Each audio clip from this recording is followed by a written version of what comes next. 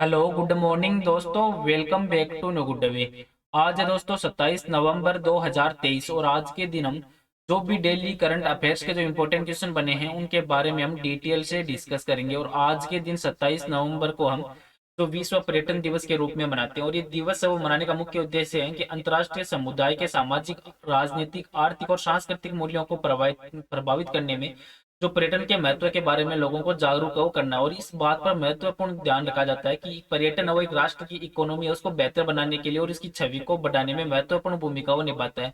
और विश्व पर्यटन दिवस है ये पर्यटन के फायदों को बढ़ावा देने में मदद तो करता है। और इसी को मद्देनजर रखते हुए 27 नवंबर को विश्व पर्यटन दिवस के रूप में मनाया जाता है। और आज के वीडियो की आपको अगर पीडीएफ चाहिए तो आप हमारे जो टेलीग्राम ग्रुप है वहां से वीडियो की पीडीएफ है वो प्राप्त कर सकते हैं। और लास्ट में आपको क्वेश्चन भी दिया जाएगा जिसका आंसर है वो आपको कमेंट बॉक्स में लिखना है। तो चलिए दोस्तों स्टार्ट करते हैं क्वेश्चन नंबर 1 से। और आज का वीडियो आपको अच्छा लगे तो चैनल को सब्सक्राइब और इसका बेल आइकन है वो जरूर प्रेस करें ताकि डेली के जो वीडियो अपलोड कर रहा हूं मैं उनका नोटिफिकेशन है वो आपको मिलता रहे। क्वेश्चन नंबर 1 है कि नेशनल स्टॉक एक्सचेंज है एनएसई, इन्होंने छोटे और मध्यम उद्यमों को पूंजी बाजार के माध्यम से धन जुटाने में मदद करने के लिए किस राज्य के साथ एक समझौता किया है? तो इस क्वेश्चन का राइट आंसर है दोस्तों ऑप्शन नंबर सी, ये पश्चिम बंगाल राज्य के साथ में ये समझौता किया गया है। जो भारत के नेशनल स्टॉक एक्सचेंज है एनएसई और जो पश्चिम बंगाल की सरकार है इन्होंने छोटे और मध्यम जो बिजनेस है उनको पूंजी बाजार के माध्यम से एक धन जुटाने में मदद करने के लिए समझौता किया गया है।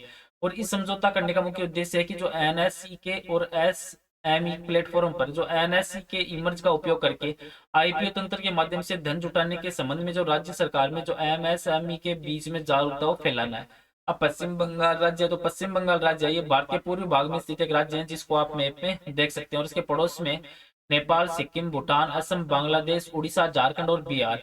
और पश्चिम बंगाल के जो प्रेजेंट है मुख्यमंत्री है वो है ममता बनर्जी और राज्यपाल है ला गणेशर। और पश्चिम बंगाल की स्थापना है दोस्तों ये हुई थी 1 नवंबर 1956 को पश्चिम बंगाल की स्थापना हुई थी और यहाँ की राजधानी है कोलकाता। और पश्चिम बंगाल में जो कुछ मुख्य राष्ट्रीय उद्यान है जैसे सुंदरबन नेशनल पार्क पश्चिम बंगाल में है, गोरुमारा राष्ट्रीय उद्यान, जलदापारा नेशनल पार्क, बक्सा टाइगर रिजर्व पश्चिम बंगाल में है, नेओरा वैली नेशनल पार्क है ये भी पश्चिम बंगाल में। अब पश्चिम बंगाल से संबंधित जो इंपॉर्टेंट बिंदु बनते हैं उन पर भी एक नजर डाल लेते हैं कि एनजीटी ने पश्चिम बंगाल पर 3,500 करोड़ रुपए का जुर्माना लगाया। पश्चिम बंगाल के अलीपुर द्वार जिले में बक्सा टाइगर रिजर्व में रॉयल बंगाल टाइगर को देखा गया और राज्य सरकार ने 3,000 करोड़ रुपए की अनुमानित लागत से जो 12,500 किलोमीटर सड़क का निर्माण करेगी। और चाय बागानों पर कृषि पर अगले 2 साल की अवधि के लिए जो ऋण है वो माफ किया जाएगा। और मत्स्य जीवी बंधु योजना या मृत मछुआरे परिवारों की मदद के लिए 2 लाख रुपए की एक मुश्त वित्तीय सहायता यहाँ पे दी जाएगी। और लक्ष्मी भंडार परियोजना में 88 करोड़ महिलाओं को शामिल किया जाएगा। अब नेक्स्ट क्वेश्चन है क्वेश्चन नंबर 2 कि किस देश और यूरोपीय संघ के बीच में सेमीकंडक्टर समझौता ज्ञापन पर हस्ताक्षर किए गए हैं? तो इस क्वेश्चन का राइट आंसर दोस्तों ऑप्शन नंबर बी है, भारत और यूरोपीय संघ के बीच में समझौता किया गया है। जो भारत और यूरोपीय संघ है इन्होंने एक मजबूत आपूर्ति श्रृंखला स्थापित करने के लिए सेमीकंडक्टर जो बिजनेस है उसमें वैश्विक विकास के लिए ये समझौता किया गया है। और इस समझौते के अनुसार जो भारत और यूरोपीय है इसमें एक जो सहयोग करने के प्रयास का मुख्य उद्देश्य रखते हुए ये आपूर्ति श्रृंखला स्थापित करके नवाचार को बढ़ावा देने और सेमीकंडक्टर उद्योग में जो वैश्विक विकास के साथ है वो महत्व को मद्देनजर रखते हुए समझौता किया गया है। अब जो यूरोपीय संघ है तो यूरोपीय संघ है ये यूरोप में स्थित 27 देशों का एक राजनीतिक और आर्थिक मंच है जिनमें आपस में एक प्रशासकीय साझेदारी होती है। जो सभी संघ है उनके कई सभी देशों के लिए राष्ट्रों के लिए लागू होती है। और सभी जो यूरोपीय संघ है इसमें टोटल 27 देश है और एक जो आयोग के अध्यक्ष हैं यूरोपीय संघ के वो है उर्सुला वॉन डेर लेन। और इसके संसद के अध्यक्ष है रॉबर्टा और परिषद है उसके अध्यक्ष है चार्ल्स मिशेल। अब इससे संबंधित जो इंपॉर्टेंट बिंदु बनते हैं उन पर एक नजर डाल लेते हैं कि ये समझौता क्या है। तो ये समझौता विश्वविद्यालय अनुसंधान संगठन और व्यवसायों के बीच में अनुसंधान, विकास और नवाचार में सहयोग के लिए ये समझौता किया गया है। और तकनीकी सहयोग के अलावा ये ओयू सेमीकंडक्टर उद्योग के लिए कौशल, प्रतिभा और कार्यबल के विकास को बढ़ावा देने पर जोर देता है। और ये समझौता सेमीकंडक्टर क्षेत्र में समान अवसर सुनिश्चित करने की प्रतिबद्धता उसको भी मजबूत करता है। और व्यापार और प्रौद्योगिकी परिषद की 2024 की शुरुआत में भारत में बैठक होने वाले जो निरंतर सहयोग के लिए एक ठोस प्रतिबद्धता उसको दर्शाती है।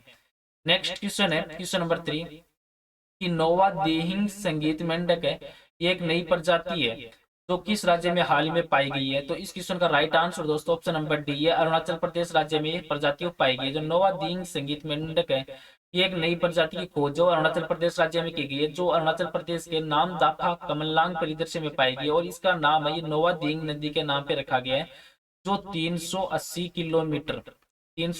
किलोमीटर लंबी जो नोवा दींग या बुड्डी दींग ब्रह्मपुत्र नदी के नाम से भी जाना जाती है, ये इसकी बड़ी सहायक कंपनी है, जहाँ पर जो नोवा दींग सहित मेंढक की एक नई प्रजाति है वो खोजी गई है।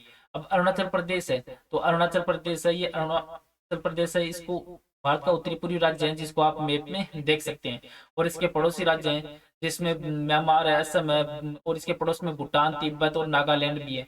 और अरुणाचल प्रदेश के जो प्रेजेंट है मुख्यमंत्री वो है पेमा खांडू, राज्यपाल है बीडी मिश्रा, और अरुणाचल प्रदेश में टोटल जिले हैं दोस्तों वो है 25। अरुणाचल प्रदेश में टोटल जिले हैं 25, और अरुणाचल प्रदेश की राजधानी है ईटानगर। और अरुणाचल प्रदेश से ये राज्य का दर्जा मिला था अरुणाचल प्रदेश को 20 फरवरी 1987 को, और ये केंद्र शासित प्रदेश बना था अरुणाचल प्रदेश 21 जनवरी 1972 को। और यहाँ पे टोटल जिले हैं 25 है, वो अरुणाचल प्रदेश में जिले हैं। अब अरुणाचल प्रदेश से संबंधित जो इंपॉर्टेंट बिंदु बनते हैं उन पर एक नजर डाल लेते हैं कि सेतु बंधन योजना के तहत जो अरुणाचल प्रदेश सरकार है, यहाँ पे राज्य में 118.50 करोड़ रुपए के साथ पूर्व परियोजनाओं को मंजूरी दी गई, और अरुणाचल प्रदेश में मुख्यमंत्री पेमा खांडू ने मुख्यमंत्री श्रमिक कल्याण योजना को शुरू करने की घोषणा की है। और अरुणाचल प्रदेश में आईटीबीपी की 6 बटालियनों को तैनात किया गया, और राज्य ने बाघ अभ्यारण्यों के लिए विशेष बाघ सुरक्षा बल के गठन को मंजूरी प्रदान की है। और अरुणाचल प्रदेश में सियोम पुल है, इसका उद्घाटन है वो भी हाल ही में किया गया है। नेक्स्ट क्वेश्चन है क्वेश्चन नंबर 4 कि बीबीसी ने 2023 के लिए दुनिया भर में सबसे प्रेरक और प्रभावशाली महिलाओं की सूची में कितनी भारतीय महिलाओं को शामिल किया गया है।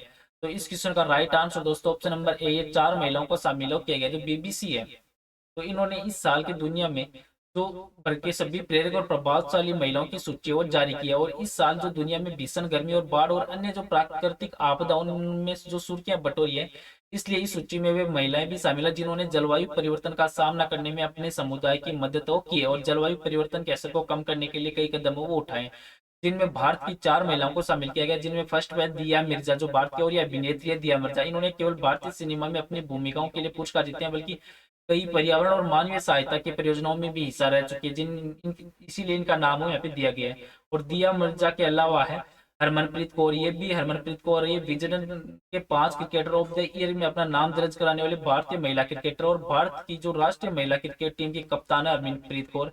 ये देश और विदेश में ढेरों रन बना चुके हैं, और उन्होंने पिछले साल ही में जो कई सिल्वर मेडल वो जीते हैं। और इनके अलावा है हरमनप्रीत के अलावा है जेस्टू नमा तेनजिन पालमो, ये भी भारत के, और ये 1940 के दशक में इंग्लैंड में पैदा हुई थी जेस्टू नमा, और उन्होंने किशोर की अपनी जो किशोर उम्र में ही बौद्ध धर्म अपना लिया था, और 20 वर्ष की उम्र में इन्होंने भारत की यात्रा की और तिब्बती बौद्ध भिक्षु बनने और पश्चिम की पहली महिलाओं में शामिल हुई थी। और इसके अलावा है आरती कुमार राव, ये फोटोग्राफर लेखक है और नेशनल ज्योग्राफिकल एक्सप्लोरर भी है आरती कुमार। उन्होंने पूरे दक्षिण एशिया में काम करते हैं जो जलवायु परिवर्तन में आने वाले बदलावों पर एक दस्तावेज तैयार किया है, जिन्हें कारण इनको प्रभावशाली महिलाओं की सूची में शामिल किया गया। अब बीबीसी है तो बीबीसी के प्रेजेंट टाइम अध्यक्ष हैं टेम एलन फ्लॉस, और यहाँ के जो हेडक्वार्टर वो है लंदन यूनाइटेड किंगडम में, यहाँ पे इसका हेडक्वार्टर है। नेक्स्ट क्वेश्चन है क्वेश्चन नंबर 5 है इन्वेस्टर रिस्क जो रिडक्शन एक्सेस है, ये प्लेटफॉर्म किसके द्वारा डेवलप हो किया गया है। तो इस क्वेश्चन का राइट आंसर दोस्तों ऑप्शन नंबर डी, ये इन सभी के द्वारा ये जो प्लेटफॉर्म है वो विकसित किया गया है। जो IRIA है इसको सभी स्टॉक एक्सचेंज जो BSE, NSE, MCX, MS और NCDEX है, इनके द्वारा संयुक्त रूप से मिलकर ये जो प्लेटफॉर्म है वो बनाया गया, और इसे भारतीय प्रतिभूति और विनिमय बोर्ड है सेबी, इसकी चेयरपर्सन माधवीपुरी बुच्चा इनके द्वारा लॉन्च किया गया। और इन्वेस्ट रिस्क जो रिडक्शन एक्सेस है, इसे किसी ट्रेडिंग सदस्य या सेबी के साथ एक रजिस्ट्रेशन ब्रोकर है उनके द्वारा अनुभव किए गए तकनीकी मुद्दों के मामले में निवेशकों के लिए एक सुरक्षात्मक उपाय के रूप में यह कार्य करता है। नेक्स्ट क्वेश्चन है क्वेश्चन नंबर 6 कि राष्ट्रीय दुग्ध दिवस है ये प्रति वर्ष किस दिन मनाया जाता है। तो इस क्वेश्चन का राइट आंसर दोस्तों ये ऑप्शन नंबर डी, ये प्रति वर्ष 26 नवंबर को राष्ट्रीय दुग्ध दिवस के रूप में मनाया जाता है। जो भारत में हर साल ये दिवस है, ये भारतीय श्वेत क्रांति के जो जनक है डॉक्टर वर्गीस कुरियन, इनकी जयंती के उपलक्ष्य में ये 2014 से ये दिवस प्रतिवर्ष मनाया जा रहा है। और डॉक्टर वर्गीस कुरियन इनको भारत का जो दूध वाला उनके रूप में भी इनका नाम हो जाना जाता है। राष्ट्रीय दुग्ध दिवस है मानव जीवन में दूध की जो आवश्यकता है और इनके महत्व के बारे में जानकारी प्रदान करने के उद्देश्य से मनाया जाता है। दूध है वो ये भारत में प्रत्येक व्यक्ति का एक पहला भोजन है वो माना जाता है। अब नवंबर मंथ है तो नवंबर मंथ में हाल ही में इम्पोर्टेंट कौन से दिवस मनाए गए उन पर भी एक नजर है वो डाल लेते हैं। कि हाल ही में 1 नवंबर को तो विश्व शाकाहारी दिवस, कर्नाटक स्थापना दिवस, 3 नवंबर को विश्व सैंडविच दिवस, 5 नवंबर को विश्व सुनामी जागरूकता दिवस, 7 नवंबर को शिशु संरक्षण दिवस, राष्ट्रीय कैंसर जागरूकता दिवस, 9 नवंबर को राष्ट्रीय कानूनी सेवा दिवस, उत्तराखंड स्थापना दिवस, 10 नवंबर को शांति और विकास के लिए विश्व विज्ञान दिवस, 11 नवंबर को राष्ट्रीय शिक्षा दिवस, 12 नवंबर को विश्व निमोनिया दिवस, 14 नवंबर को बाल दिवस, जवाहरलाल नेहरू की जयंती और विश्व मधुमेह दिवस, 15 नवंबर को झारखंड स्थापना दिवस, बिरसा मुंडा जयंती, 16 नवंबर को अंतर्राष्ट्रीय सहिष्णुता दिवस और राष्ट्रीय प्रेस दिवस, 17 नवंबर तो इसको अंतर्राष्ट्रीय छात्र दिवस, 19 नवंबर को अंतर्राष्ट्रीय पुरुष दिवस, 20 नवंबर को सार्वभौमिक बाल दिवस, 21 नवंबर को विश्व टेलीविजन दिवस, 25 नवंबर को महिलाओं के खिलाफ एक हिंसा उन्मूलन के लिए अंतर्राष्ट्रीय दिवस के रूप में मनाया गया, 26 नवंबर को भारत का संविधान दिवस है उसके रूप में हाल ही में मनाया गया है। नेक्स्ट क्वेश्चन है क्वेश्चन नंबर 7। किस बैंक ने $170 मिलियन के प्रोत्साहन से कोच्चि के जल परिदृश्य में परिवर्तन के लिए एक ऋण को मंजूरी प्रदान की है? तो इस क्वेश्चन का राइट आंसर दोस्तों ऑप्शन नंबर बी, ये एशियाई विकास बैंक के द्वारा मंजूरी प्रदान की गई है। तो एशियाई विकास बैंक है एडीबी, इन्होंने $170 मिलियन के ऋण का उद्देश्य वो प्रदान किया जिसका मुख्य उद्देश्य है कि शहरी जीवन को उन्नत बनाना और स्वच्छ जल की पहुंच वो सभी तक करना है और जलवायु जो लचीलापन है उसको बढ़ावा देना है। और एशियाई विकास बैंक है एडीबी, इन्होंने ये ऋण है, ये $170 मिलियन का जो ऋण है वो एशियाई विकास बैंक के द्वारा ऋण के मंजूरी प्रदान की गई। और एशियाई विकास बैंक है तो इसका हेडक्वार्टर है दोस्तों ये फिलीपींस में। और एशियाई विकास बैंक की जो स्थापना है ये 19 दिसंबर 1966 को इसकी स्थापना हुई थी और इसकी सदस्यता देश है 68 से भी अधिक इसके सदस्यता देश हैं। नेक्स्ट क्वेश्चन है क्वेश्चन नंबर 8 कि पाकिस्तान के किस स्पिन ऑलराउंडर ने इंटरनेशनल क्रिकेट से संन्यास की घोषणा वो की है? तो इस क्वेश्चन का राइट आंसर दोस्तों ऑप्शन नंबर सी है, इमाद वसीम के द्वारा यह हाल ही में घोषणा की गई है। और पाकिस्तान के जो स्पिन ऑलराउंडर इमाद वसीम, इन्होंने इंटरनेशनल क्रिकेट से संन्यास लेने की घोषणा की और ये इनकी उम्र है वो 34 साल की हो चुकी है। और ये पाकिस्तान के लिए अब तक जो 55 वनडे और 55 वनडे के अलावा 66 T20 मैच है वो भी खेल चुके हैं। और इमाद को टेस्ट स्क्वाड में हाल में जगह वो नहीं मिली थी और उन्होंने इस बार अप्रैल में न्यूजीलैंड के खिलाफ जो T20 मैच हुआ था उसमें पाकिस्तान का प्रतिनिधित्व किया था। और इमाद ने सन 2015 में जिम्बाब्वे के खिलाफ जो T20 में उसी साल श्रीलंका के खिलाफ वनडे में डेब्यू किया था। और उनका इंटरनेशनल करियर है ये लगभग 8 साल का उनका करियर वो रहा है। अब जो स्पोर्ट्स से संबंधित जो इंपॉर्टेंट बिंदु बनते हैं उन पर भी एक नजर डाल लेते हैं कि मोहम्मद शमी इन्होंने वनडे में 7 विकेट चटकाने वाले पहले भारतीय गेंदबाज बने हैं। AIFF फीफा अकादमी 30 नवंबर को भुवनेश्वर में लॉन्च की गई थी। न्यूजीलैंड के रचिंद्र रविंद्र और वेस्ट इंडीज की हिली मैथ्यूज को ICC player of the month का पुरस्कार मिला। अधव अर्जुन को बास्केटबॉल फेडरेशन का इंडिया का अध्यक्ष चुना गया है। पेट्रोलियम मंत्री ने तीसरी बार जो हॉकी इंडिया महिला चैंपियनशिप का उद्घाटन किया। और फीफा पुरुष फुटबॉल रैंकिंग में 100वें स्थान पर भारत पहुंचा है। दीक्षा डागर ने चेक लेडीज ओपन में दूसरा खिताब वो जीता। और पार्थ सालुंग के ये यूथ वर्ल्ड तीरंदाजी चैंपियनशिप की जो रिकर्व कैटेगरी है इसमें गोल्ड जीतने वाले पहले भारतीय वो बने हैं। नेक्स्ट क्वेश्चन है क्वेश्चन नंबर 9 कि किस राज्य को काजू के लिए भौगोलिक संकेत है GI टैग वो प्राप्त हुआ है? तो इस क्वेश्चन का right answer option number C है, गोवा राज्य को। तो काजू के लिए भौगोलिक संकेत है GI टैग वो हाल ही में गोवा को दिया गया है। और ये गोवा के जो काजू प्रोडक्ट है उसको गोवा काजू के रूप में लेबल भी किया जा सकता है। GI टैग है ये गोवा के काजू की जो प्रामाणिकता है उसकी रक्षा करता है। जो भी उपभोक्ता उनको प्रामाणिक और आयातित काजू के बीच में अंतर समझने में मदद करेगा। तो अफ्रीका से आयातित जो काजू है उनके नकली के रूप में बेचे जाने में भी रोकने में मदद प्रदान यहाँ पे होगी। अब गोवा राज्य, तो गोवा राज्य क्षेत्रफल के अनुसार भारत का सबसे छोटा और जनसंख्या के अनुसार चौथा सबसे छोटा राज्य है जिसको आप मैप में देख सकते हैं। और गोवा के पड़ोसी राज्य हैं महाराष्ट्र है, कर्नाटक और इसके पड़ोसी राज्य। और गोवा की जो राजधानी है वो पणजी। और गोवा राज्य का गठन है ये 30 मई 1987 को गोवा राज्य का गठन हुआ था। और यहाँ का सबसे बड़ा शहर है वास्को द गामा। और यहाँ पे टोटल जिले हैं 2 गोवा के अंतर्गत। नेक्स्ट क्वेश्चन है क्वेश्चन नंबर 10 कि पाकिस्तान के सर्वोच्च नागरिक पुरस्कार से सम्मानित होने वाले चौथे भारतीय कौन बने हैं? तो इस क्वेश्चन का right answer option number B है, डॉक्टर सैयदना मुफद्दल सैफुद्दीन वो चौथे भारतीय बन चुके हैं जिन्होंने पाकिस्तान के सर्वोच्च नागरिक पुरस्कार से सम्मानित इनको किया गया। और पाकिस्तान के सर्वोच्च नागरिक पुरस्कार है सम्मानित वाले चौथे भारतीय वो बन चुके हैं। और मोरारजी देसाई है पाकिस्तान के सर्वोच्च नागरिक पुरस्कार प्राप्त करने वाले पहले आदमी थे जिन्होंने पाकिस्तान के सर्वोच्च नागरिक पुरस्कार से सम्मान किया गया था।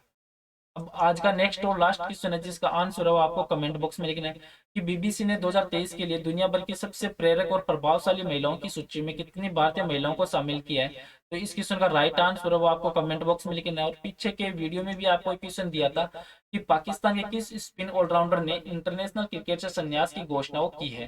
तो इस क्वेश्चन का राइट आंसर था ऑप्शन नंबर सी है, इमाद वसीम के द्वारा ये घोषणा वो की गई है, जो पाकिस्तान के स्पिन ऑलराउंडर है और इन्होंने हाल ही में क्रिकेट से संन्यास लेने की घोषणा की है।